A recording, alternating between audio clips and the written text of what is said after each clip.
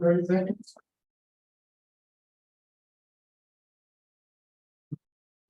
Thank you, sorry, man, didn't know you were not there.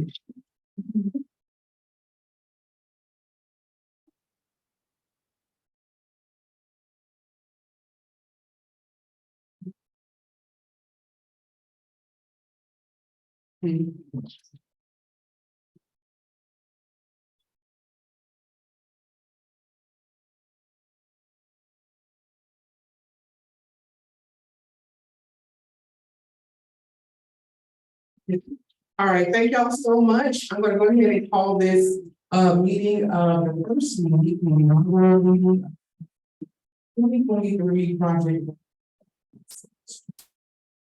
I'm wondering right now. But I'm gonna take all the join us and thank y'all.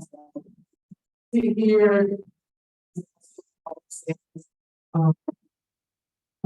You know, so, I've been up now going out in meetings, it seems like it's been years, but we've been working and we've been thinking how can we better.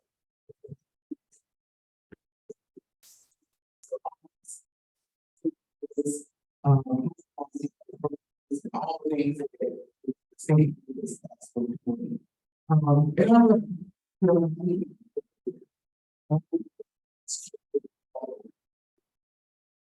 and recognition.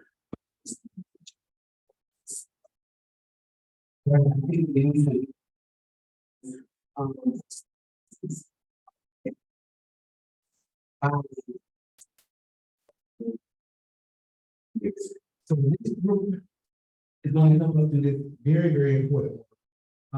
But that, we kind of came up with the idea of going private.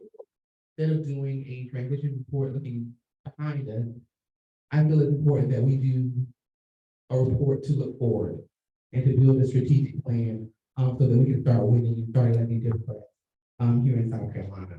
And again, so just thank y'all for volunteering, thank y'all for participating, and thank y'all in advance for all the effort and commitment that you're going to give to this committee. And so with that, I'm going to pass it over to our co-chairs, Jaleesa Washington Bryce, who is joining us online via Zoom, and Lachlan McIntosh, who is here in the room with us. And I also want to give them a personal thank you too for accepting the roles of co-chairs. They were selected because of for several reasons, but because of their experience, because of their commitment to the Democratic Party. So I did want to just tell them thank you, but they will introduce themselves at this time. So we'll start with people in the room and we'll go with Lachlan. And please make sure to use your microphone so that the Zoom and the live stream folks can hear us. Well, thank you, Chris. Can everybody hear me? I'm honored to be able to share this committee with Jaleesa. Look forward to working with her and all of you over the next few months. This is an important step, I think, for the party to build this roadmap. A lot has changed, over the course of my career in politics in South Carolina. We don't have the greatest generation of folks anymore, basically, as a voting bloc. So what we're seeing our voting patterns shift. When I started in politics in South Carolina 31 years ago, the recipe for success for a South Carolina Democrat were African-American voters and rural white voters. That doesn't seem possible these days, but that's what it was. And that's how Dick Riley was elected. That's how John West was elected, and that's how Jim Hodges was elected. And what we've seen over the last decade or two is that's changing, right? Unfortunately and sadly, but realistically, rural communities are split almost entirely by race politically. Democrats, we don't get a margin of victory out of the PD of tens of thousands of votes like we used to. We get our margins from the suburbs, in large part in Charleston and Richland. Back in the 80s, when the Republicans were building their powerhouse, I guess that they are now, unfortunately. Glenn McConnell, who was a state senator, was president of the Senate. Some of you may remember him. He told a story. His way of Republicans winning the state was a T, right? A picture, start in Charleston and go right up I-26. So that takes Charleston, Dorchester, basically right up I-26, takes Richland and Lexington, a tiny little circle, goes up I-26 again and then tees out like this to the upstate. And of course, that doesn't exist for them anymore either. So, we're in a tough spot, but we can win. And there's lots we can win next year. We don't have statewide races, but we've got multiple state house races and we can win. There are, Matt knows this better than anybody, but there are 6 Republican incumbents in the House that are in at least plurality Democratic districts. That's a heck of an opportunity. We haven't carried seats in the House since 1998, maybe 2008. We might have carried 1 or 2, but we've got a lot more Heather Bowers up there, and we've got to focus our energy and our attention. A little bit about me. Some of you I don't know. I've been around for a while. Like I said, I'm based out of Charleston. Back in the old days, I was a political aide to Mayor Riley, Senator Hollings. I drove Fritz Hollings around all over the state. I have tons of stories. Give me some bourbon and I'll tell you. I was an aide to Governor Hodges for his term. After that, I was executive director of the South Carolina Democratic Party under Chairman Joe Irwin. After that, I kind of hit the road. I did campaigns around the country. Managed a successful re-election campaign for North Carolina Congressman Mike McIntyre. I was campaign manager for a guy named Percy Bland, who was the first African-American ever elected. Jay was involved in this campaign in Meridian, Mississippi in 2013. And let me tell you that was something. I mean, Meridian, Mississippi in 2013 was a scary place, and it never had a black mayor. And it was an experience I'll never forget. I was privileged to be named the National Campaign Manager of the Year for that race by the National Association of Political Consultants. I've hit the, over the course of the years, I've worked in Jackson, Mississippi, Denver, San Bernardino, Kansas City, Oshkosh, Philadelphia, but home has always been South Carolina. So I've never left, but never was one of those people that wanted to go work out of DC or something. And in recent years, I've been more focused on local races. I've had the ability to do that, which has been nice. Current recent clients include Representative Spencer Wetmore, who's on this committee, Representative Leon Stavernakis, Charleston Register of Deeds, Karen Hollings, Mount Pleasant Mayor Will Haney, and a few others. So I'm very excited. Thanks for having me. I look forward to working with all of you. Can everyone hear me okay? And to Jaleesa, let me turn it over to you now. Yeah, perfect. Can everyone hear me? Yes. Perfect. Good afternoon, everyone. I am so sorry I couldn't be with you all today, but unlike Lachlan, I am one of those people who went to DC to work. Working in South Carolina. I want to thank Crystal for putting this dynamic group together. Many of you I've worked with personally in so many capacities over the year. A little bit about myself. I was born and raised in God's country, which is Lower Richland County, South Carolina. And I kind of got my start in politics from birth. Many of you know my grandmother, Bernice Scott, who is kind of like my ongoing political mentor. So I've worked my way in Richland County Dems. I worked for the state party. I worked on the 2016 Hillary Clinton campaign as the state political director, and worked on a number of elections and campaigns throughout the state of South Carolina. I did move to DC after the Hillary Clinton campaign, and I worked for the DCCC. I ran our diversity department, which was essentially the department that kind of ran all of the minority outreach for that year. And that year we had a very successful year taking back the House in 2018. After that, I went to run Kamala Harris's campaign in South Carolina. I was her state director. And after that, I went back to DC, and now I am managing director at a public affairs firm in South Carolina. So I am super excited to work on this task force with many of you. And just, very eager and happy to see what comes out of it. Thank you, John. So I want to also go with the introduction of I also have 3 lines on 2 pages. The brief bio, I want to start with our vice chairs. I see that Colleen on Zoom, and then we'll go over to Myra, and then go to Michelle, and then that start. Chris Kitty with the task force members.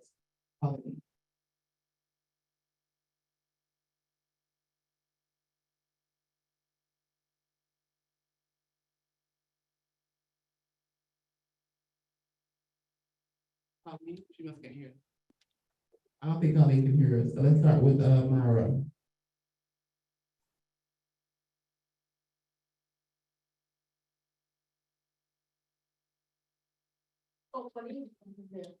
She's there, but she's not saying nothing. She must not be able to hear us.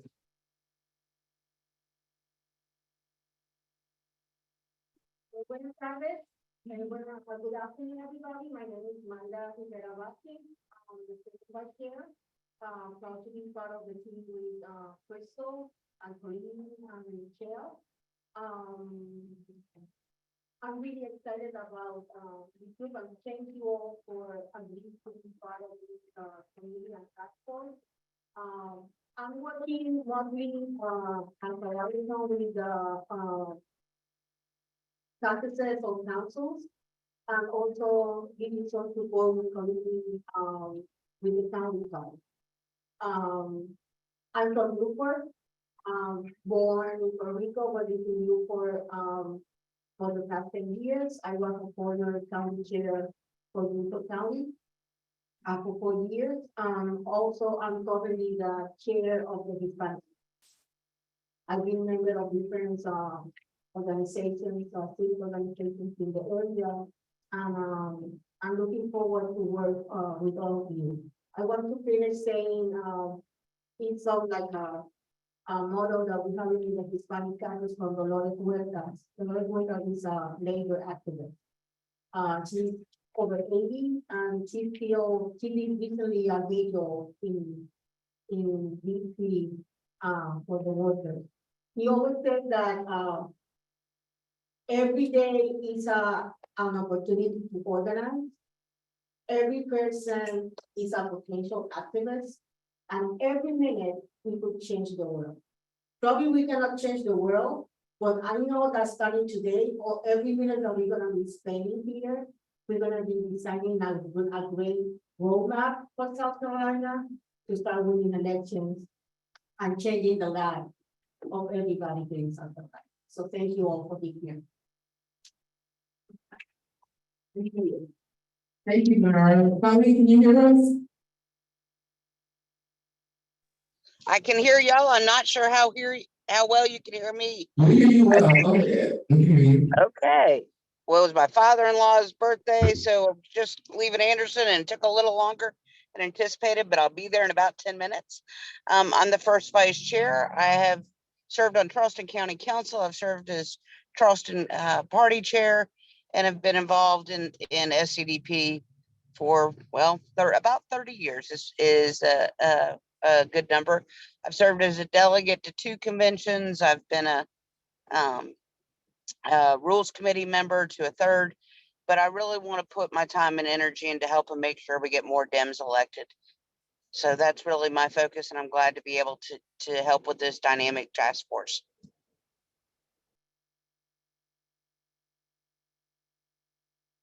We're waiting on Michelle, but we will let her introduce herself when she gets here. Pass it back over to Lachlan, and he will direct our from here. So we would, sorry, I was lost a little bit. We continue the introductions? Yeah. Okay, who's next? We start over here with Chris. Hey everyone, I'm Chris Kenny. I'm originally from Toledo, Ohio, ended up here in 2004, and my first race was for Ines and I'm on for US Senate. Spent 4 years working in South Carolina politics, traveled the state, loved it, made it home, and then went back to law school. I've been practicing law for about 12 years, spent 11 years working for a guy named Dick Harpootlian. I've represented the party as a litigator, and really the last 12 years helping candidates in a volunteer capacity as a donor, as a fundraiser, whatnot, including Heather Bauer, of course, Harpootlian, and others. So I appreciate the opportunity to participate. Hello, everyone. Bree Spalding. I have known and seen most of you out on the campaign trail, have worked on many campaigns here in South Carolina, a few in the Southeast region, and I'm really happy to be here and share some of the things that I've seen and I've come in contact with that we could use to do a little bit better And as we keep doing better and coming together like this, we all can learn from each other. So really excited to be here, and I live in Richmond. Hey y'all, I'm Phil Ford. I use he and him pronouns. I'm really excited to be here, to be and honored to be part of the task force. I have over 23 years of experience in politics and government relations, starting out from local races in Orangeburg, where I'm from, and traveling around the country, successfully flipping a congressional seat in 2010 from red to blue. So I'm excited to bring that energy to the task force. Now I focus mainly on issue-oriented campaigns, some political campaigns in the upstate. I'm really excited to be a part of, and I look forward to working with you all. These three people to my right have been so helpful throughout all three of my campaigns. But I'm Representative Heather Bauer, representing House District 75, South Columbia. I just got knocking doors. I've already been out on doors for my reelection. We're doing this really as like a touch base with the community, and I will tell you that people are blown away that we're already out knocking doors and talking to them, out one in the heat, two, on a Sunday afternoon. I look forward to sharing what I've done my past three campaigns and what worked this last time. But as you all know, I'm very boots on ground at people's doors, talking to them. And I think our really focused campaign in last year was obviously successful. I can't wait to share what I learned. Hi, my name is James Horch, and I'm a union iron worker. I moved to Aiken, South Carolina about 7 years ago, where I got involved with the county party, and I was elected executive committeeman. And then I got back involved with the iron workers politically, and I am the political coordinator for Iron Workers Local 846. And recently I was elected to the executive committee for the South Carolina AFL-CIO. My name is Catherine Harvey. I'm the chair of the Spartanburg County Democratic Party. I'm a native of Spartanburg and was in New York and LA for about 17 years before I came back here after Trump was elected and saw some opportunities to get involved. As many of you know, we have a lot of work to do up there, but there's a lot of energy as well. And I think it's a pretty extraordinary opportunity to shine a light on opportunities in Spartanburg, but also to learn from this group. So excited to be here with all of you. Good afternoon, everyone. My name is Lenore Jackson, and I am from Sumter County. I'm a 22-year combat veteran. I came here as active duty Air Force in 2003, and when I retired, I stayed here. And I saw some very interesting things in Sumter County, which made me get involved. I am the secretary of the Sumter County Democratic Party. I also serve as the co-chair of the Black Women's Council. And I'm excited to work with everyone. I've worked with several people in this room already. I've worked on some campaigns since I've been here. So I'm looking forward to share and learn and to get things started. Thank you. Hello, everyone. My name is Alicia Albertati. I started working on campaigns for this guy named Barack Obama back in 2012. Since then, I was able to lead as state director for Hillary Clinton, as well as the Warren campaign. In between that, I worked on a lot of local races here in a couple other states.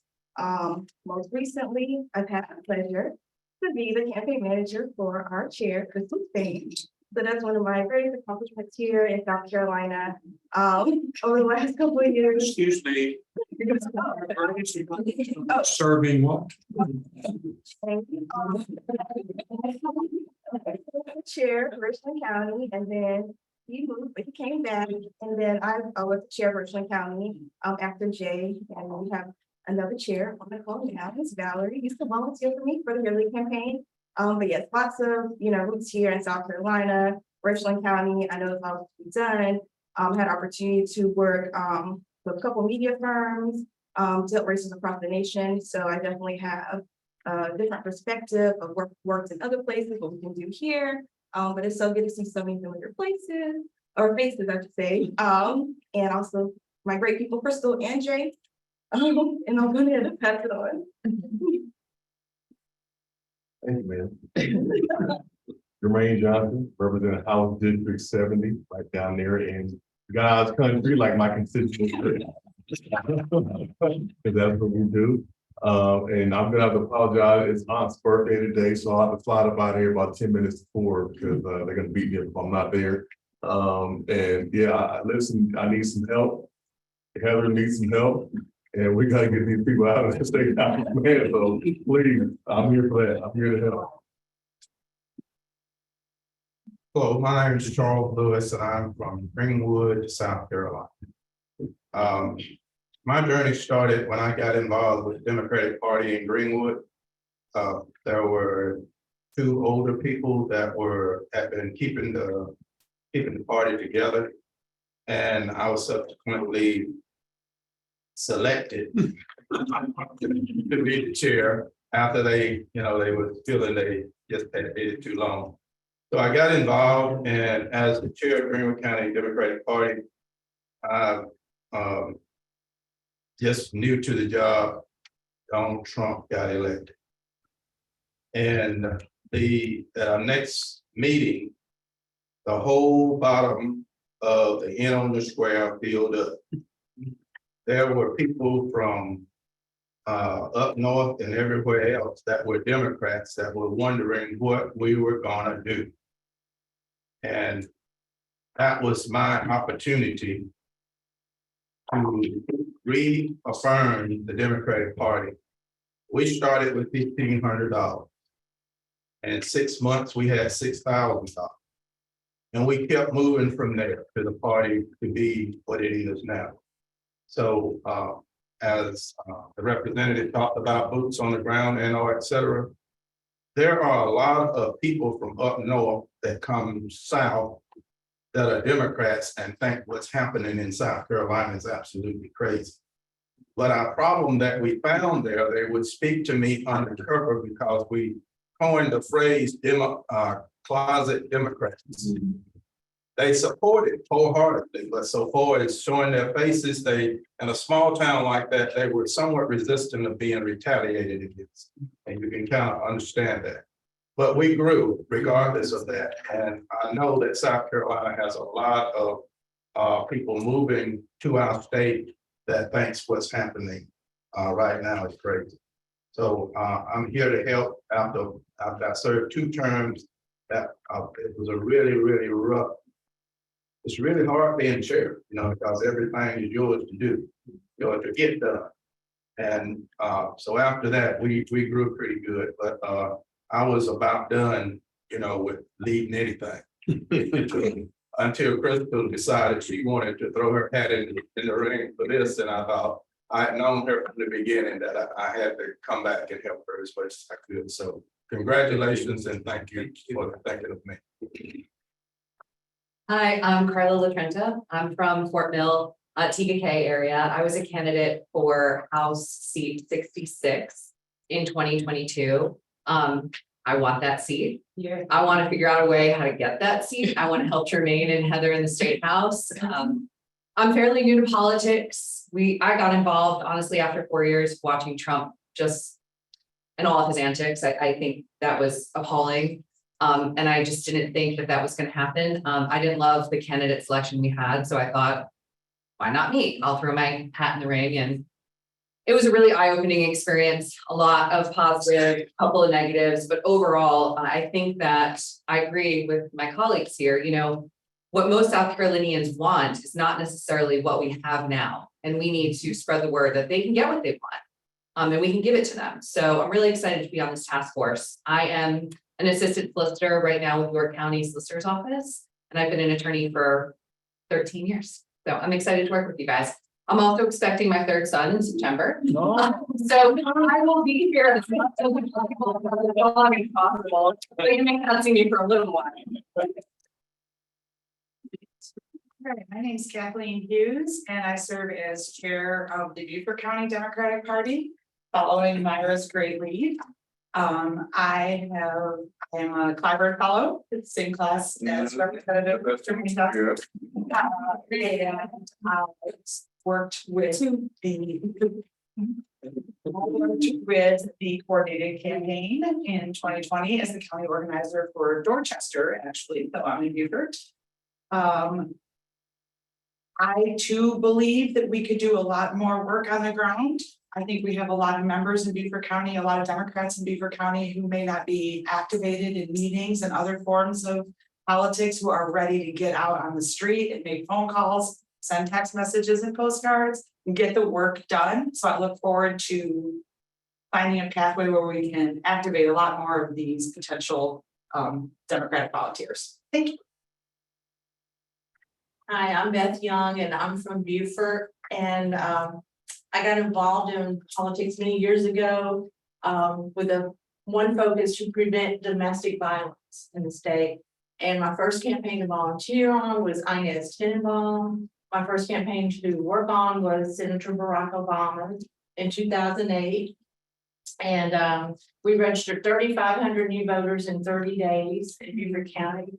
I was working it and worked on several campaigns since then. I think like 12 campaigns since then. I'm old, I've been around forever. And I am currently state chair of the South Carolina Coalition Against Domestic Violence and Sexual Assault. It is still my focus, and it's why I'm here. It's why I'm still involved, because we got a lot to do to change the state. Hi, I'm Liz Rivera, and I represent Newberry County on the executive committee woman for Newberry County. I'm also the vice chair for the Hispanic Caucus. I've been in South Carolina 27 years. I'm from El Paso, Texas. And this was and still is a big culture change. But my focus is on getting the Hispanic vote. We know the Hispanic vote is growing, especially in South Carolina. South Carolina is not the black and white face anymore. It's the brown faces in there too. So my focus is getting Hispanic voters, getting them to register. And people don't believe there are many eligible voters, but there are, and they're young. So we need to get that young vote. Very happy that you got me on this task force. I had no idea what I was coming into to begin with, but I learned, and I'm very grateful, and working with Myra and the rest of our team, and just get out there and see se puede. I'm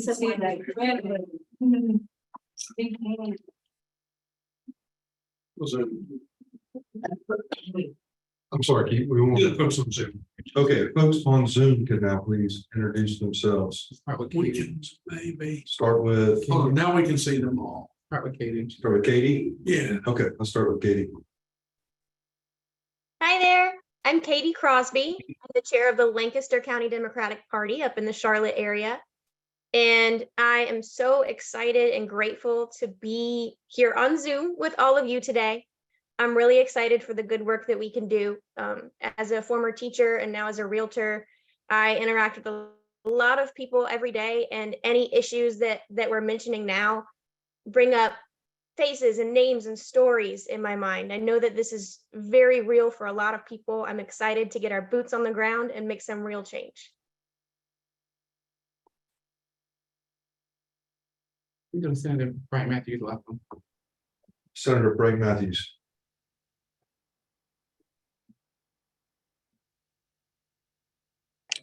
Hello, thank you for first inviting me to be on this task force. I am Senator Margie Bright Matthews. I represent 6 counties. And I just wanted to say to all of you in the room, I'm inspired by the diverse experiences each of us bring to the table. And I hope in doing this that we're able to chart a path forward for South Carolina, much like they've done in Georgia and in North Carolina. And we can draw from their experiences. When Crystal told me she was going to run, I'd like to say that I was probably the first she called, but I know I wasn't. Make some money. One of the things that I told her, and I will keep saying the same thing, in law, we don't like creating new problems. We like precedent. We need to look at what North Carolina has done in their changing the messaging and what Georgia has done in boots on the ground. So as we go forward, I want us to start thinking about being more proactive in communicating what the Democratic messaging is right now, because right now it's not so sexy to be a Democrat. I think someone talked about that earlier.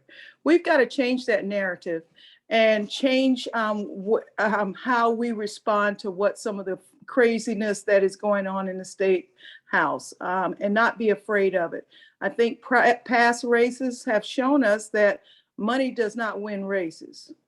And I hope that that's what we're looking at in this committee, to figure out a nexus on how we can move forward. Thank you, and it's a pleasure to be here with you.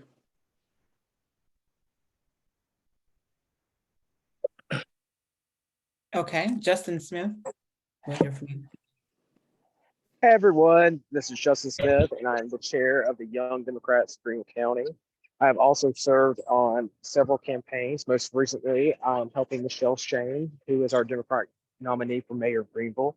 And I'm just so thankful and blessed to be part of this task force. And I believe that we can come up with some really great ideas to move South Carolina forward and start winning again. Thank you, Justin. Our newly elected chair, Ms. Valerie Moore. Well, like several people have said, I'm very honored to be part of this group and to be asked. I was elected chair as an interim through next March, just 2 weeks ago, and hit the ground running. I've got a new office. We're about to launch our new updated website. And then I got COVID. And that's why I'm at home today, because after 3.5 years of avoiding it, I kind of let my guard down, and it's real, and it's so be safe and think about those vaccine boosters. I got my start in South Carolina politics with Alicia Albergati and Crystal Spain and others, with working through the Hillary campaign right after I had left my job of almost 20 years as a school administrator. And they both have challenges, both of those types of work.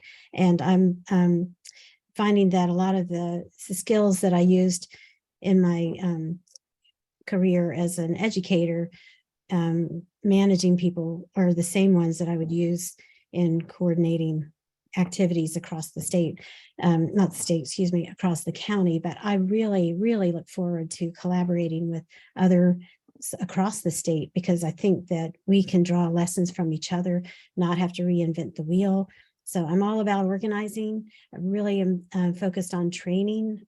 We straight up borrowed with permission Build the Bench, Build the Bench concept from Kathleen Hughes and Myra in Beaufort County. And it has been so powerful to bring people together who ordinarily would not be sitting around a table together, sharing food, sharing conversation. And it gives me hope for this state, gives me hope for our voters. And I'm excited to collaborate and move forward. So. Thank you, Valerie. Angela Douglas. Hi, everybody. Sorry I couldn't be there in person. I am here in Chester, native and resident of Chester County, the big city of Chester. I recently, I guess not so recently anymore, I left City Council after serving 6 years as City Council person and Mayor Pro Tem for at least 2 of those years. I have seen a lot, done a lot, been through a lot in the many years. I actually started in politics or campaign politics when I was about 5 or 6 years old here in Chester and across the state. From there, I became a professional political scientist, meaning that I study, research, teach, and write about politics, government, public administration, and all of those things. I am no longer in the classroom after serving about 12 years in higher education. Now I do mostly governmental affairs and helping with things on the ground, helping our organizations and businesses and individuals get the things that they need from the governments that are supposed to serve us. So I'm looking forward to working with you all. Thank you, Crystal and Jay and Jaleesa and Lachlan for inviting me to be a part of this. I know that you all know my passion because I talk to you all regularly about what it is that we need to be doing. I'm glad to see such a collaborative group. Senator Bright Matthews hit the nail on the head that we don't have to reinvent the wheel. We do need to remind people who we are and what we're supposed to be doing. One of the things that I do want to press upon is the fact that Republicans will often say that, you know, they're a little frustrated with their party. They're, you know, they may be someone unorganized in certain areas, but they will still vote Republican no matter what. Unfortunately, Democrats will stay at home. They will denounce their affiliation. They will stay at home. We have to let them know that that's not an option anymore. They have to come out. They have to participate. They have to show up. So if we can get them to show up, the party definitely can show out. So thank you guys again. Thank you, Angela. Miss Elizabeth Cronk. Hi, I'm here for moral support for my husband, James Horch. And I'm cute, so I can keep notes on what's going on. But I am not a closet Democrat, and I know a lot of people who are, and I want to try to change that. Also, Kyon Jones. Good evening, everyone. I sincerely hope you are well. I apologize that I am not there in the office at HQ. I'm doing my best to continue to celebrate my birthday for the whole month of July. But I am in South Carolina at the southernmost tip of South Carolina, Defusky Island, enjoying the weekend. I currently serve the state party as the second vice chair of the Council of Black Democrats. So happy to do so. I'm a resident of Richland County. My career in politics started much as our dear sister Washington Price and someone else, I think it was Sister Douglas on the line.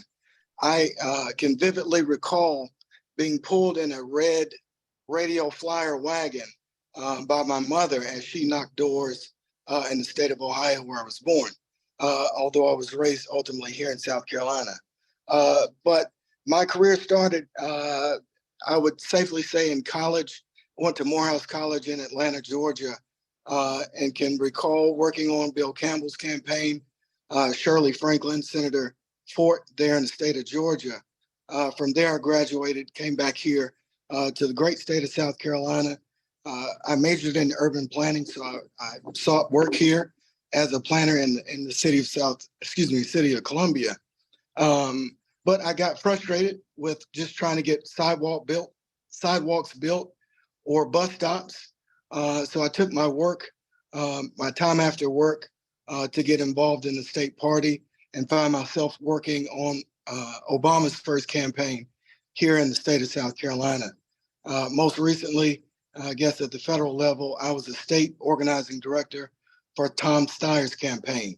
But in between those two ventures, I have worked on several campaigns in the state of Georgia and South Carolina at the House and Senate level, and at the local level to get good Democrats elected. I am happy to be here and so looking forward to the work to be done.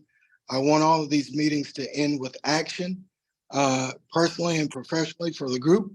So looking forward to the work. Thank you so much, Chairwoman Spain, for allowing me to be on this great task force. Thank you. Thank you. Well, now turn it over to Donovan Malloy. Hey, everyone. My name is Donovan Malloy.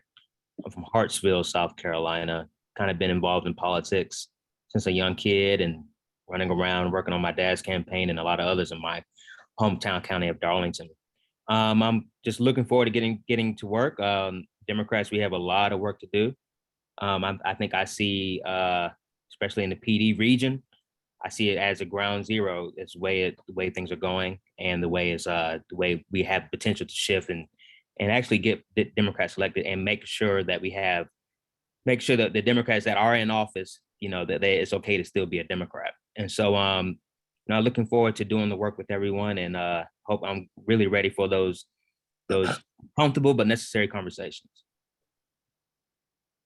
Thank you. Isaac, you're up next. Hello, everyone. Isaac Wilson from the PD area here in Florence. I am the Florence County Democratic Party chair. And like everyone, I've worked on several campaigns. Most recently, just was the regional organizing director for Joe Biden's campaign. And I just want to see a group of people that truly believe in making communities better. I believe that's what a Democrat is. We believe that we can and should make life better for families and communities across the nation and wherever we are. And so that means fairness, justice, and equality for everybody. And I think if we keep those principles in mind and we can get that messaging out there, that it doesn't matter who's running on the ticket, we need these Republicans out of office and we need Democrats in there to keep this hope alive. And if we work together and build that roadmap, we can be successful in whatever we do. Thank you, Isaac. Next up, Joey Opperman.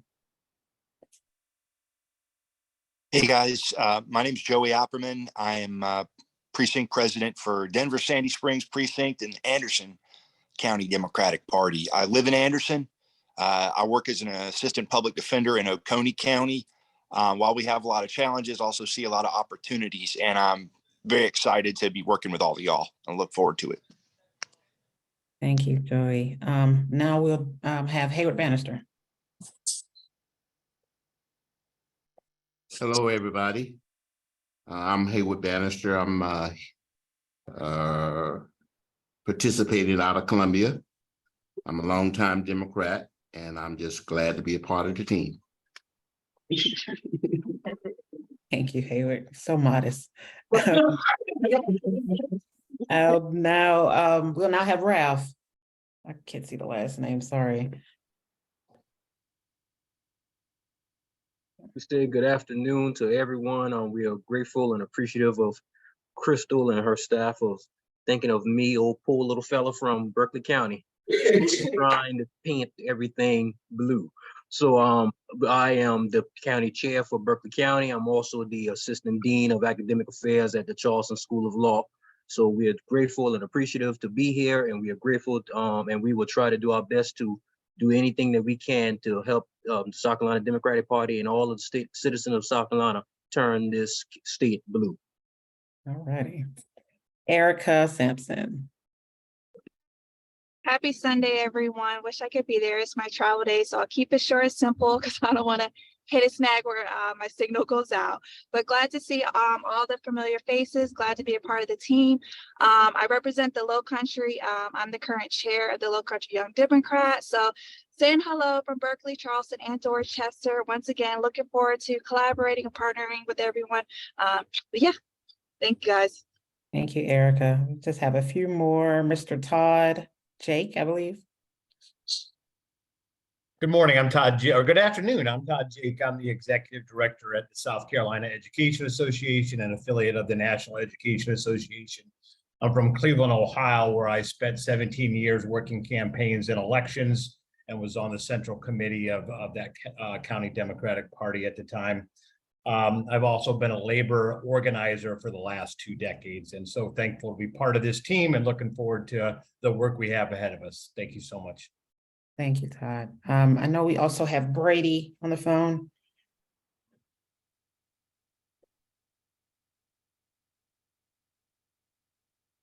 Brady. Okay. Maybe not. Miss Pringle, Miss Pat Pringle, are you still there?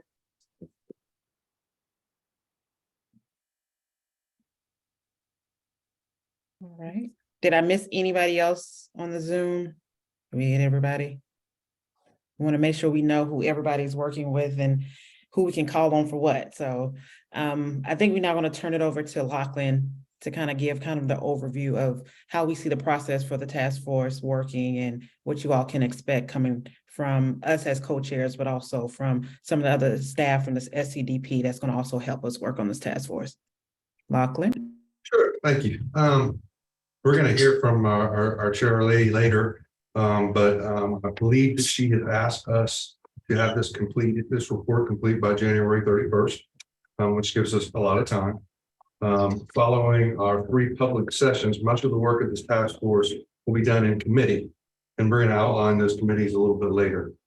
So next, I think I'm going to ask Jay. Jaleesa and I had asked Jay, of course, our executive director, to spend some time with the task force today.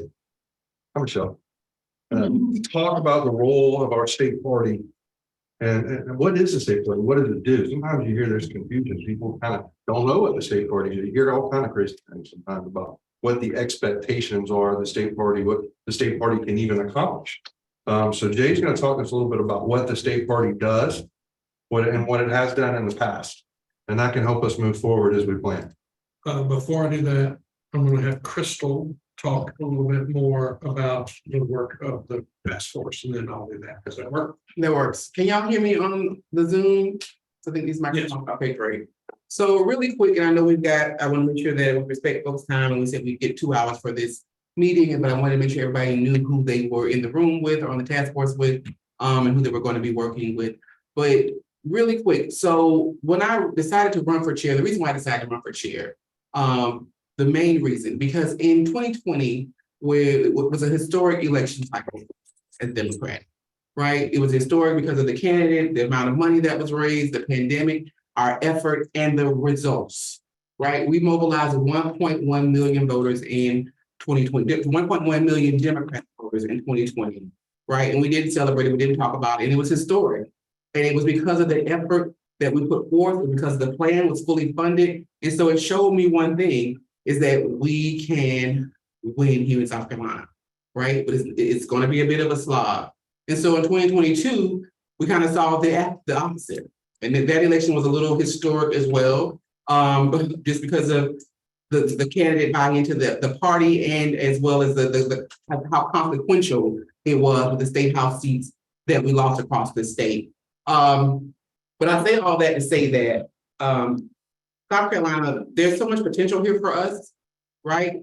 If we get buy-in, and you're going to hear me say this on this committee all the time, because it's not just financial buy-in, it's also just like being invested.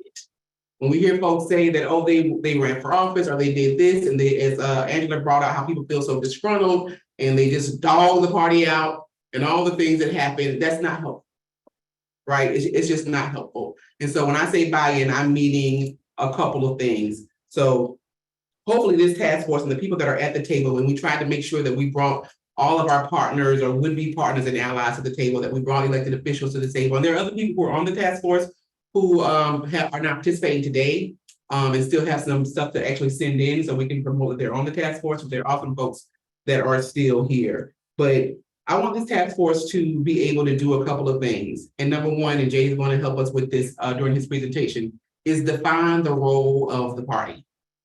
Because a lot of times the party, I say this and I don't like to say it, but I have to say it, is everybody's buffoon, right? And, but the party cannot be all things to everybody. The party actually has a role. And we're going to level set and establish what the role and the purpose of the South Carolina Democratic Party is before we move on to the larger work of this part of this committee, which is developing a plan that creates a sustainable infrastructure for us to elect Democrats in 2024 and beyond. Does that make sense to everybody? Yes. So right now, Jay is going to go through the South Carolina Democratic Party, who we are, what our role is, and then we'll go on from there. And be sure to, if you have any questions for Jay, yes, be sure to ask those when he's completed his presentation. Please. Yeah, and if somebody needs to stop me, that's fine too. It's helpful. And if you're on Zoom, just flag Jaleesa's attention. Jaleesa, if you can monitor that, that would be helpful, so I don't miss anybody on Zoom. because I can't see everybody easily. So a couple things before we start. Well, Lachlan mentioned we're going to do at least three, probably three public meetings. And then the fourth meeting will be the final meeting, whenever that is. And these meetings will be spread out a little bit. We're going to work around Carla's impending birth. We'll spread these out to some degree, but in the public meetings, we're working with Jaleesa and Lachlan to bring people to you that can talk, like Senator Brad Matthews mentioned. We have partners all across the country that do things differently. We want to hear how they do things.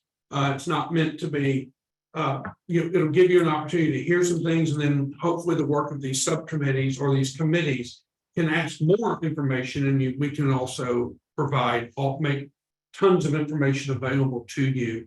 But today, this is not an historical perspective per se, but I'm going to roll through a bunch of different things that people think the party is, a bunch of different things that we do.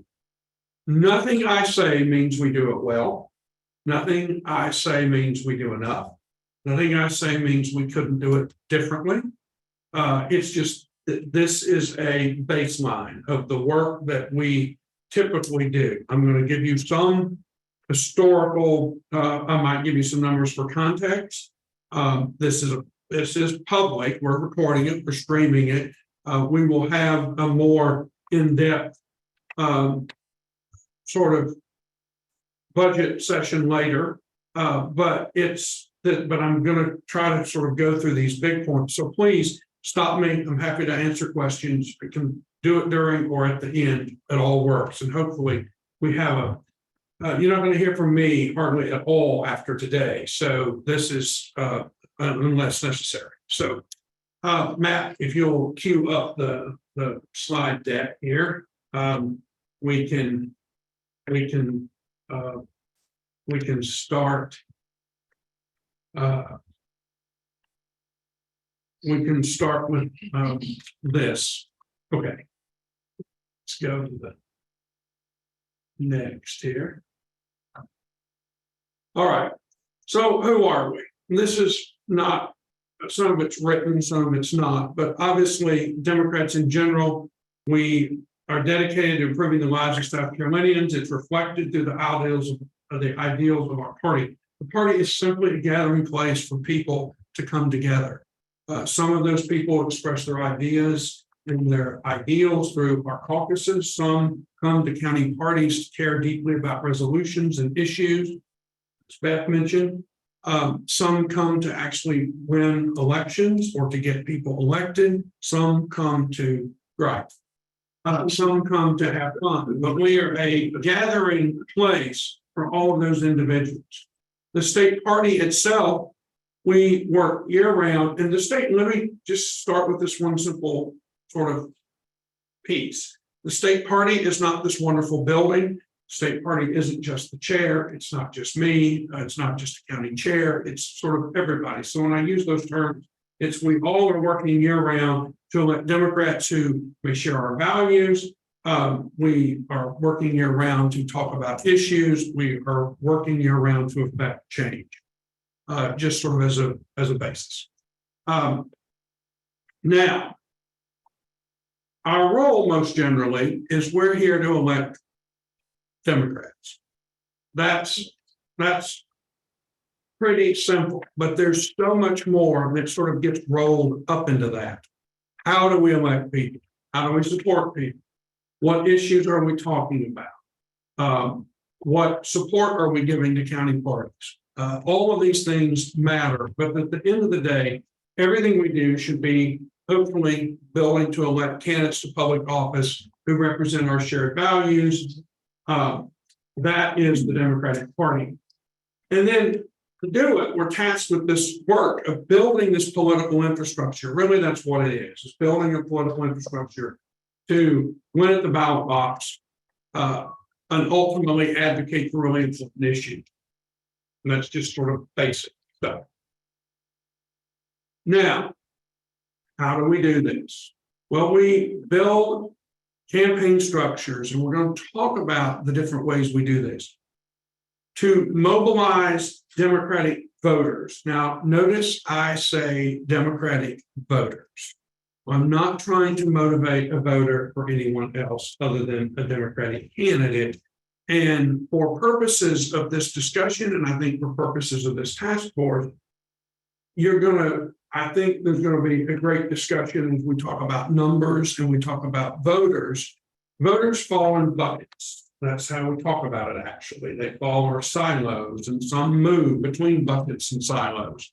But at the end of the day, we talk much about what we do as we have our Democratic base. Those are people who vote for us most of the time, almost all of the time.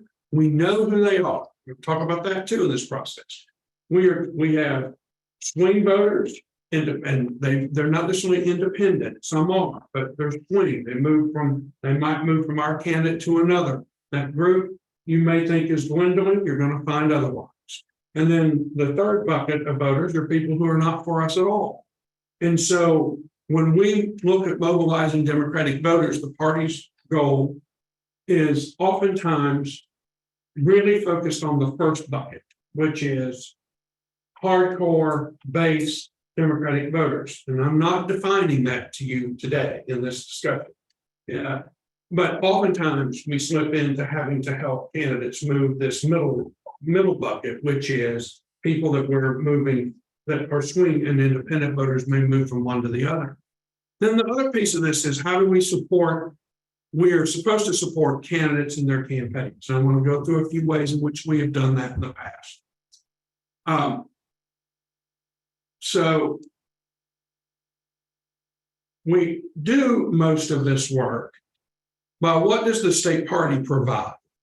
The state party provides data. We're going to talk a lot about data in this process.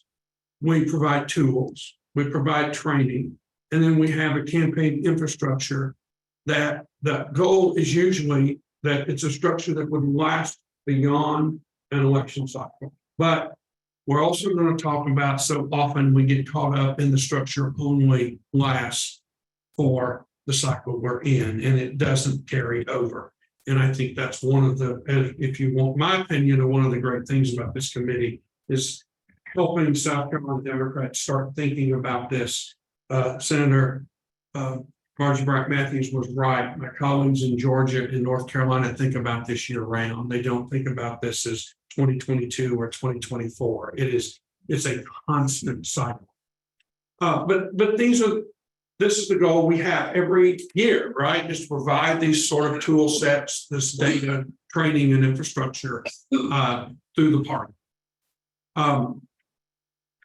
Now, how do we do this? Electoral. We recruit candidates.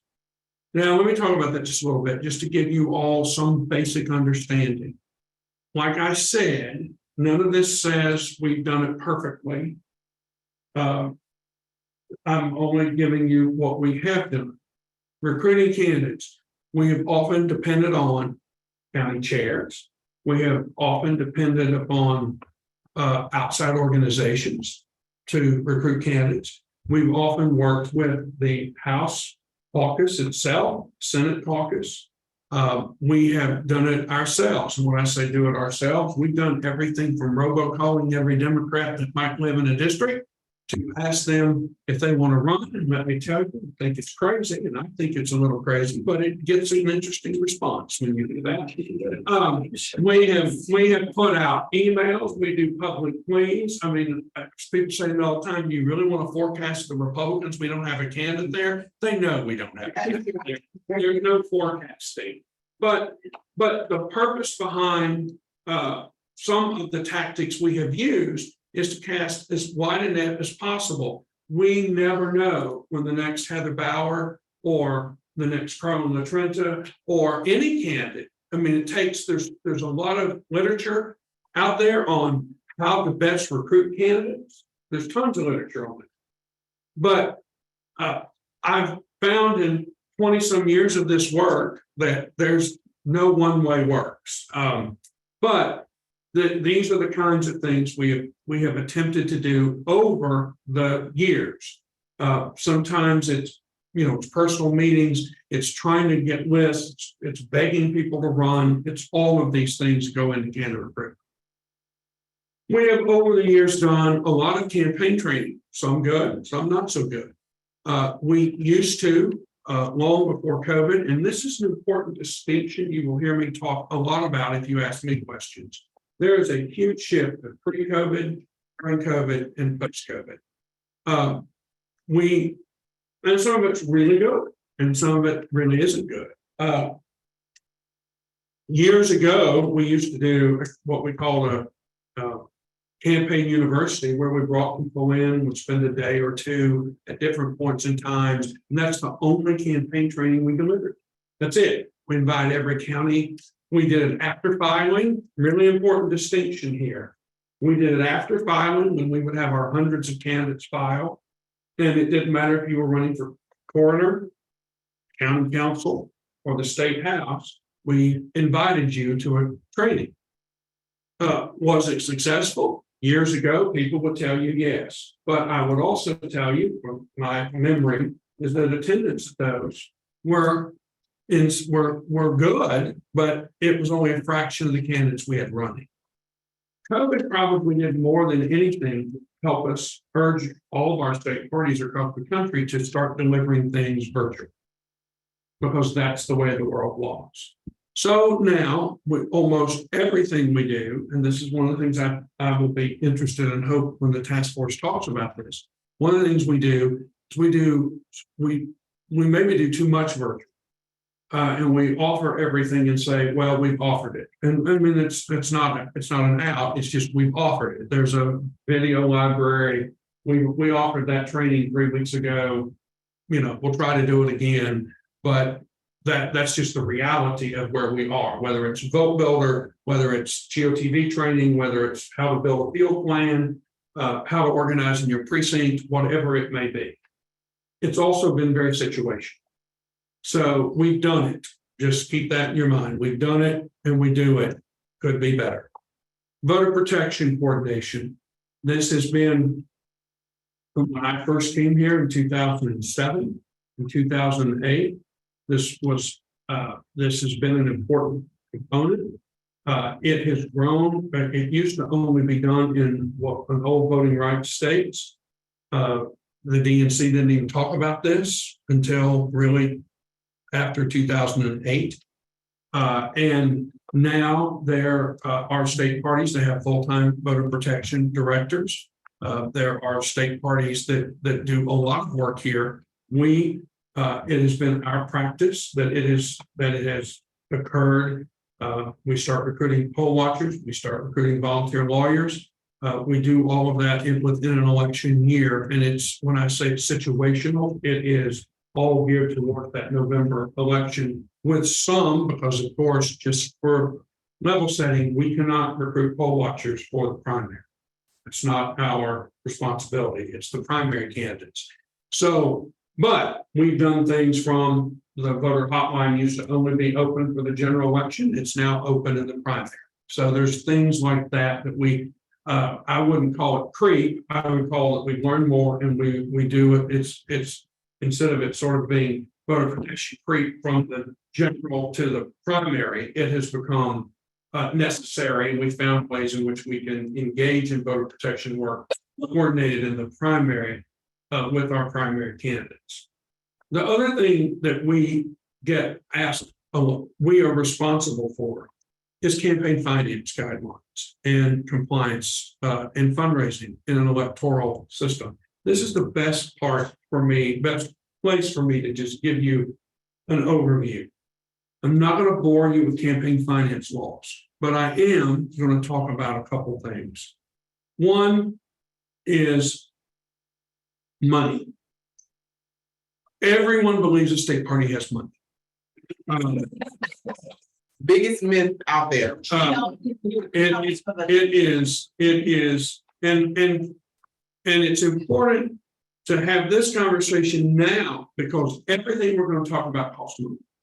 Yes, volunteers, yes, there's a lot, but everything costs money. So let me give you, just in the last 4 years, the variance of the total dollars raised by the South Carolina Democratic Party. 2019, $2.3 million. Actually, $2,324,474.68 in 2019. 2020, $22,455,099.21. Now, I'm not great at math. But what we spent and raised in 2019 was 10% of what we raised in 2020. 2021, $1,048,740. 2022, $3,689,000. So Jay, for those of us who aren't good at math, repeat 2020, 2022. So 2022, we raised 22.4 million. 2020. 2022, we raised 3.6 million. In 2021. 2022. 2021 was 1 million. 2022 is 3.6 million. I will tell you our 2023 budget is just over, is right about 1.1 million. That's our budget. That's not what we've raised. That's our budget. So and I didn't go back, but I can. It's not hard because it's all there. But these numbers have not changed. Here's the other piece. Outside of 2020, these numbers have not changed in 20 years. You go back to 2004, Inez Tenenbaum was our nominee for the U.S. Senate. We raised $12 million, something like that. It was a lot of money. 2006 would have been a really down year. Lachlan, you were the ED. I'm not pointing that out. But it's probably a couple million, $3 million, something like that. Jay, why? Explain to us why it's so different from year to year. So why was 2020? Why do we have a 20-something million and why should we barely pay the bills in 2022? So let me then move in. I'll answer that question this way.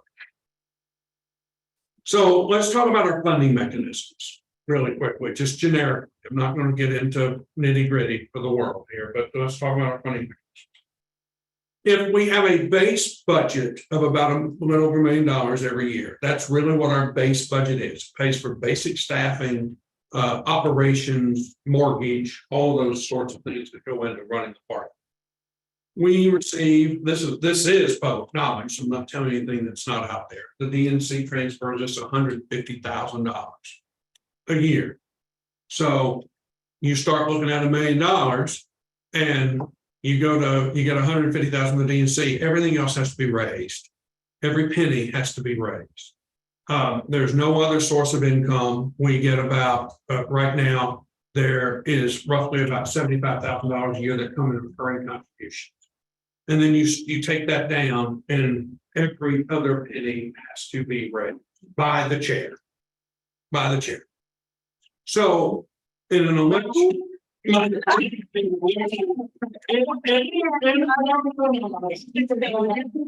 in an election year, we also, I'm going to talk about this in a second or the next piece, our coordinated campaigns go, or how we spend our money electorally in an election year.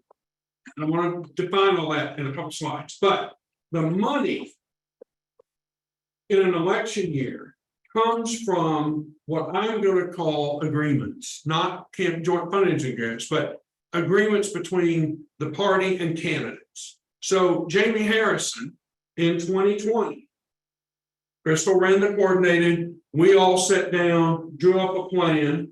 I'm embarrassed to tell you how meager the first plan was. But Jamie Harrison transferred the South Carolina Democratic Party $16 million of that $22 million. The rest of it, which by the way, in and of itself, a $6 million year for us on our own would have been fantastic. But so 16 million of the 22 million was a direct transfer from our U.S. Senate nominee. For us to spend, now this is really important, they cannot tell us how to spend the money. It's illegal for them to tell us how to spend the money.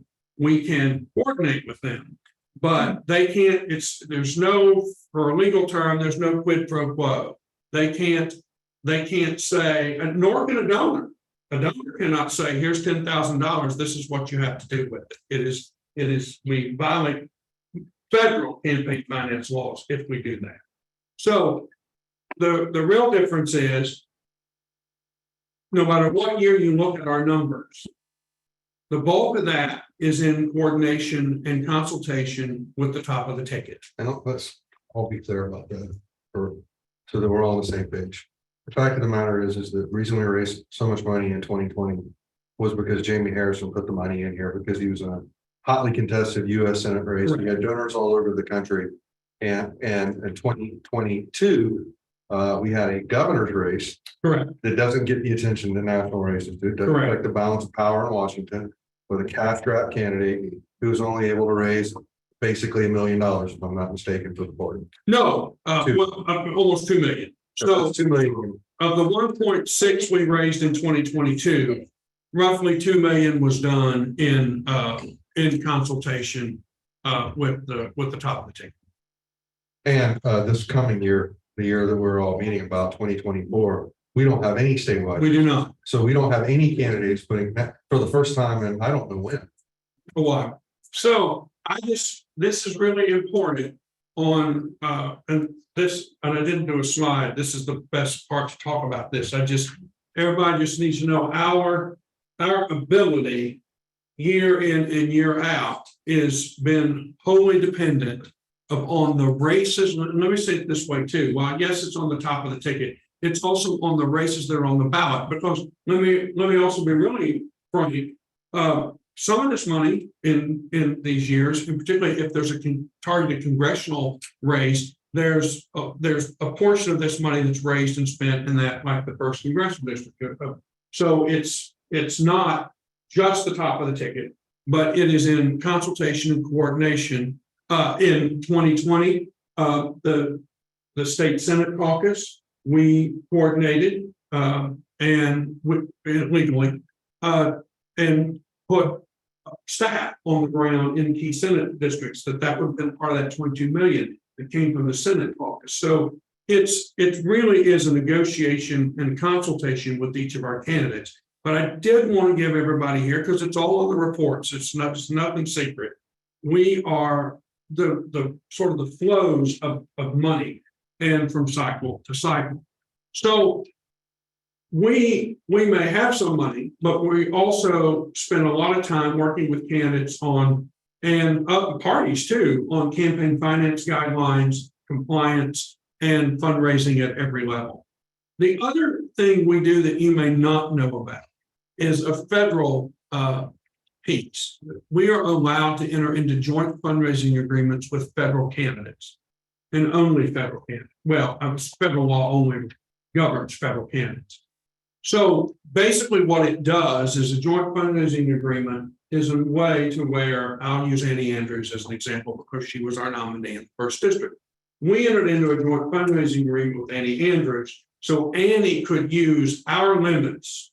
Our limits are $10,000 a year per person federally. Our limits are unlimited, the state party, in non-federally or in the state. But the two cannot be easily mixed. So Annie Andrews could only raise, it's tied to inflation, but it's $2,700 per election. But she could help us raise $10,000 more per person. So but under federal law, it's called a joint fundraising agreement. Her campaign could raise money into a separate account that the party has that's governed by an agreement.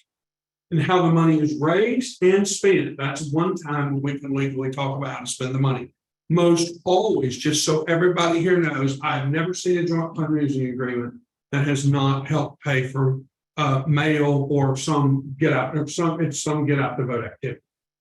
But that is a legal, we've had them, and by the way, it doesn't have to be a targeted race. Any federal candidate can engage in this with us. and we've had smaller ones too. I mean, you might have someone may have raised 100,000 this way, but other people may have raised 10,000 or 5. There's not a minimum number.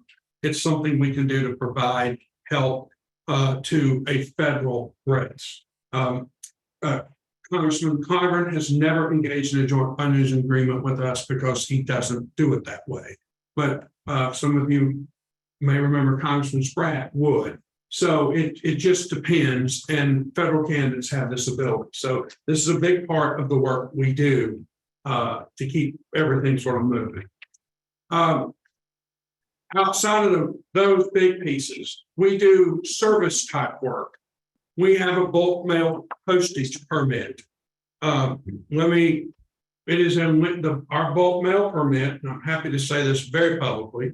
Our big bulk mail permit is governed by the United States Postal Service. It is not governed by the Federal Election Commission or the State Ethics Commission or anyone else.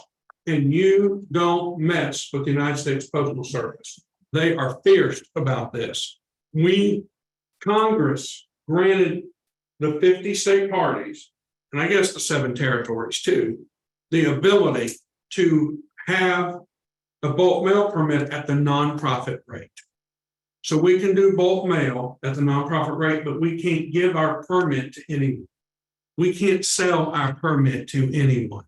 So one of the things we spend a lot of time doing is working with a campaign, a state house campaign, for instance, to find legal methods for us to make our bulk mail permit available to use on mail for them.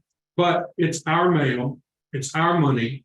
When I say that, it has SCDP's name on it. It has SCDP has to pay for it. So that's a service we have, very open in county parties too, but it gets cumbersome at this part. Vendor bulk purchasing.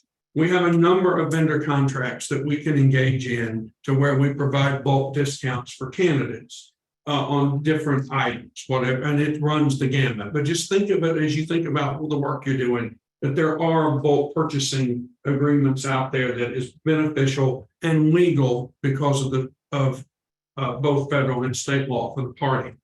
We provide a lot of data analysis and analytics and Vote Builder, which I'm going to talk about Vote Builder here in just 1 second.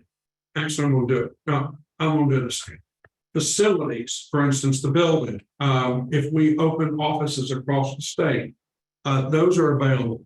Let me mention for you all, it sounds exciting that we have offices across the state, but we must pay full market value. We must report those correctly. And there's also limitations on who can use the space and when under federal law. So there's no such limitation in state law. So we are in charge of making sure we don't run afoul of any of that. And we do that. We have not had to run into this since COVID, right? Literature, canvas literature, walk literature. We can produce postcards, mail. We've done hundreds of thousands of postcards in the last 2 cycles for county parties or volunteers to use. We are asked all the time, help us find a consultant, help us find a vendor, help us find staff.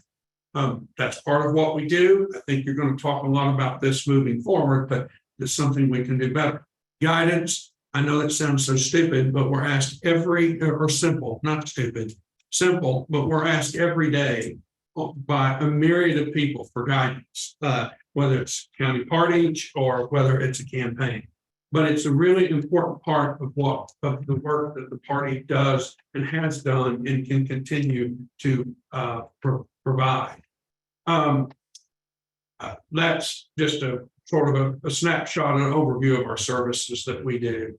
So core functions, just to sort of put this in perspective: infrastructure, data technology, communications, coordination, and organizing and outreach. Then I'm going to briefly move through these. So infrastructure, I think about it. I'm going to tell you how I think about infrastructure. Infrastructure is county parties. Infrastructure are caucus. Infrastructure is campaign staff that we might have, or but campaign staff comes usually with coordinated. So in a year-to-year sort of way we think about it is how do we build infrastructure with our volunteer activist base, which really falls to the work of our 46 county parties and our 14 caucuses. We do things, we do training, we provide Mobilize, which just so you all know is an event management tool that now we all live and die by. And if our county parties, that is provided free to them, it is provided free to our caucuses. We cannot provide Mobilize free to our candidates, although we can engage in a bulk agreement to make it cheaper for them, but we have to pay for it, and it's a lot of money, and we'll talk more about that as we go through. As I said, data analysis, I view as really sort of infrastructure, guidance, and campaign finance. I sort of put this all in our core of infrastructure. So data and technology, Vote Builders are a big thing, right? It's the one thing we offer everyone. Vote Builder is a partnership with the Democratic National Committee. We provide it free to county parties, and we provide it free to caucuses. We do charge candidates a nominal fee, which we'll talk about later, but not today. But I'm going to just talk briefly, give you some numbers. This is not to bore you. I just want you to kind of think about the kinds of data we have. Since we started using Vote Builder, which is in 2007, we got it. I know exactly the date we got it. We got it July the 1st of 2007.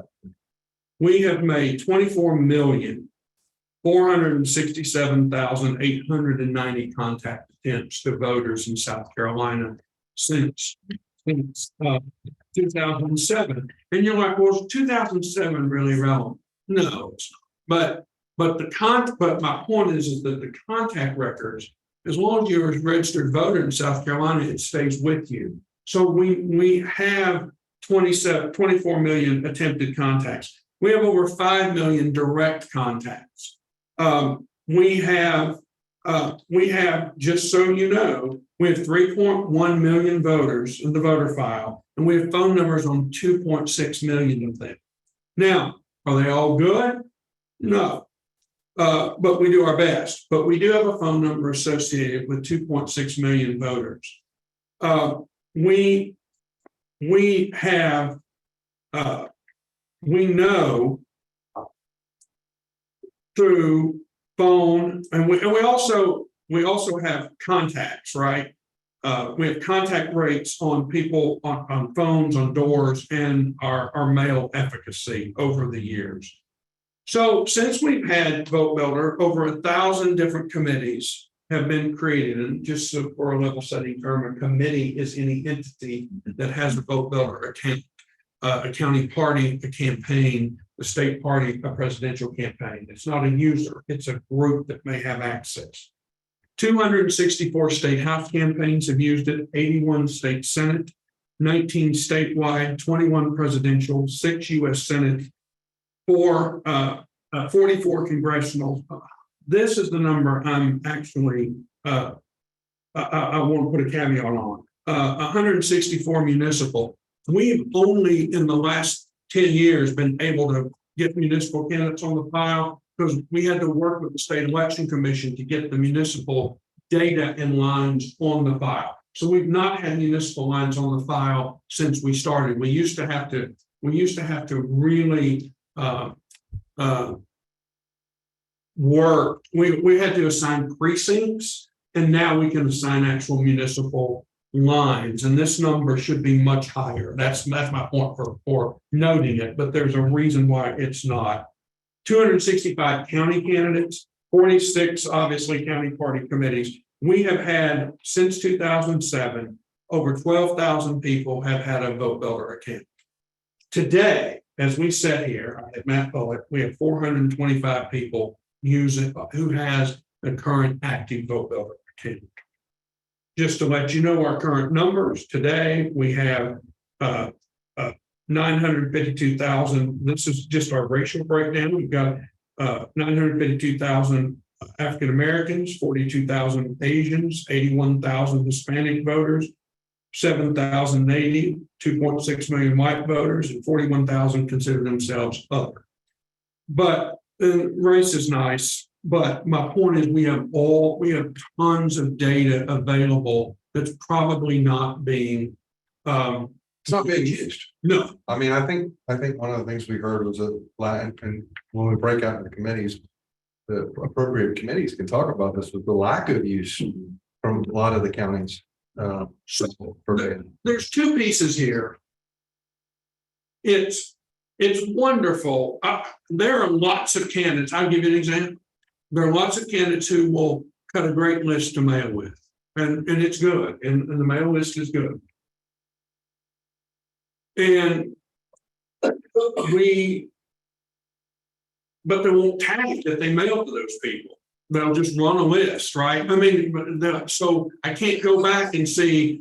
Now, this is not I can with Heather Bauer, but I can't go back and look at and see that Heather Bauer did these 3 mailings to these 3 groups of people.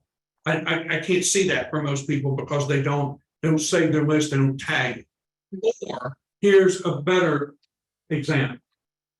People make a call list or they make a walk list and they don't use minivan to walk and they don't use our virtual call tool to call and they do a paper list and the data never comes back. If the data didn't come back, it's not worth it. So even if it's not, even if people don't think it's useful data, it is useful data. Data is power. So I told you I really wouldn't get into what's good and what's not, but this is one of, I think, one of the biggest services we provide. It's a partnership with the DNC. This is a huge fund. I mean, it's a huge expense. And it's also not only is huge expense, it's one of the best tools we have to help candidates. So I also in all of that, we have voter models and scores on the file. We also keep, we put everything, all of our party officers historically, our activist lists, all of those things we can provide to people. We have volunteer lists, again, are only as good as we have them or others might have them. And then we also just serve by nose. I don't know if you all know this or not, but you just can't go to, even though the state election commission does pretty good job at this, it's very difficult to track all of our elections in this state. They're not all the same time. Our counties are, I mean, the counties, our municipalities are all over the map. Some are partisan, some are not. So we have created on our own, which we use, an enormous spreadsheet of every, really it's a database, but I call it a spreadsheet because that's how I work. We know when every election is going to be held. I know the Democratic Republican makeup of every not only county council but town council, if they're partisan, and even if they're not partisan, we sort of know where they lean. So it's an important tool, and that's just sort of how we sort of keep track of things. I just want to let you know it's available for the conversations you might have.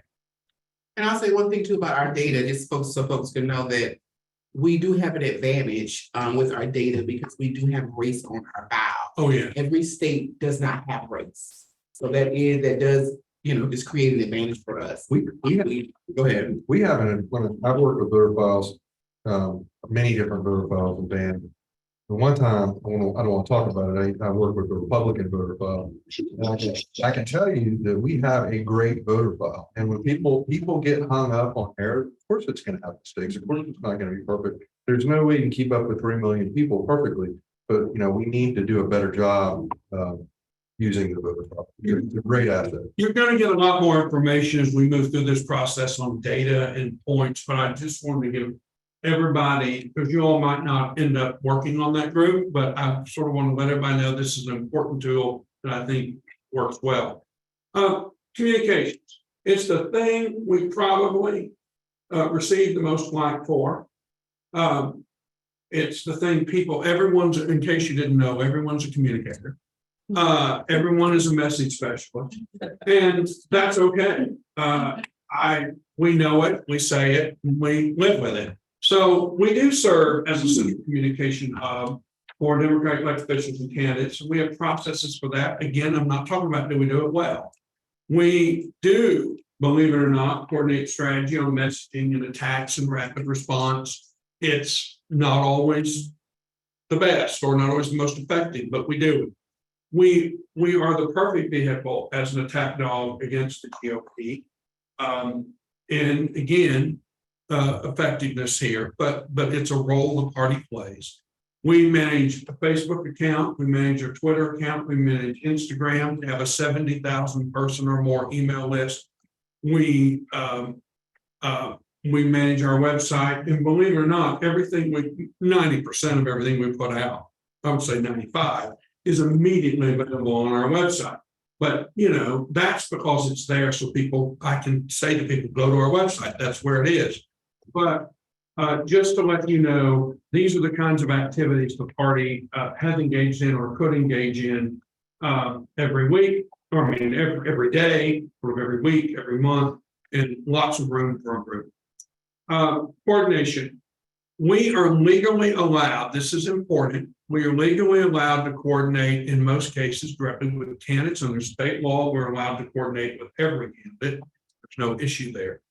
Legislative caucuses, we have full coordination capacities. The National Committee and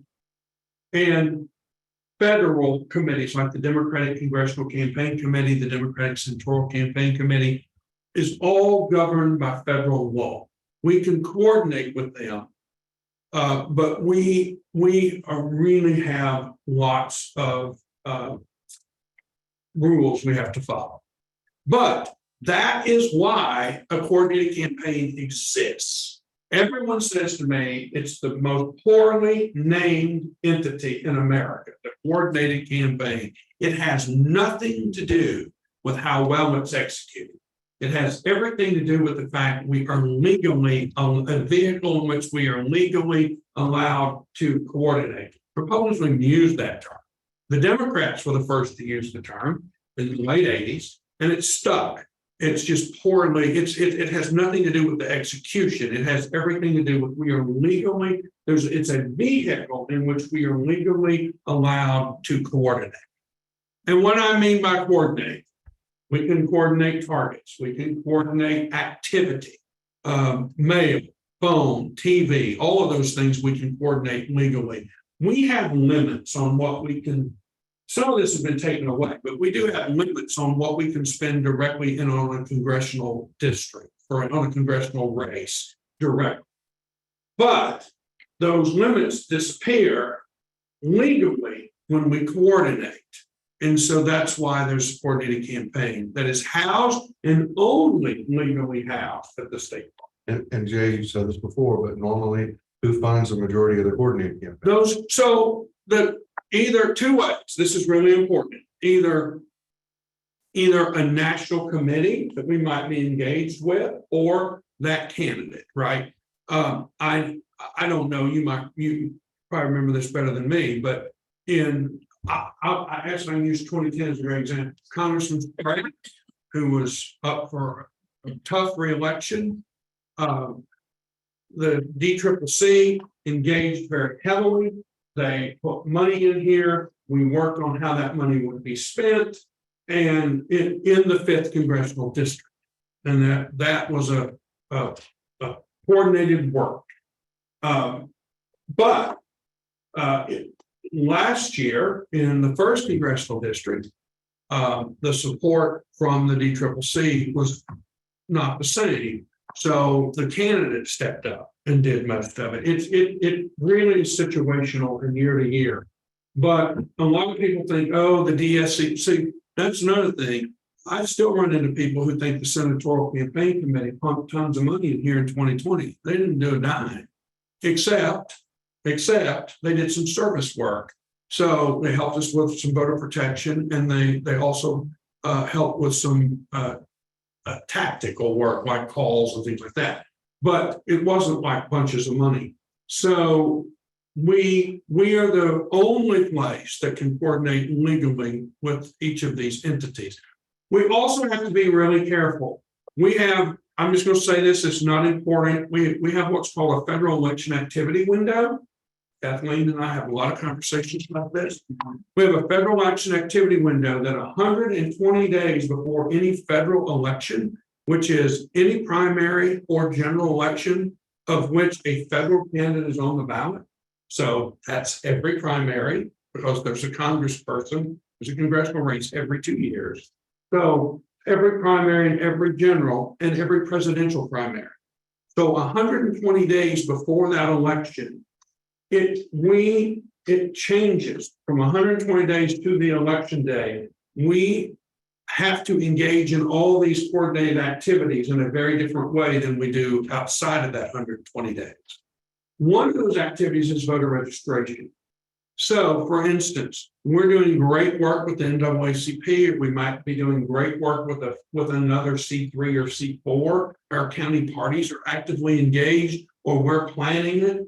We can no longer coordinate on the tactical points of that voter registration project from 120 days on to the election. What does that mean? Just so you have some idea, it means it just can't be our project and we invite them to it, or we can't sit down at a table and plan it. So we're going to talk about these 4 precincts, or we're going to do this work, and you're going to get 5 volunteers and I'm going to get 7 volunteers. What it means is we can go all day long and support the voter registration work of the NAACP, and they can do all they want with us. We just cannot have planned it together.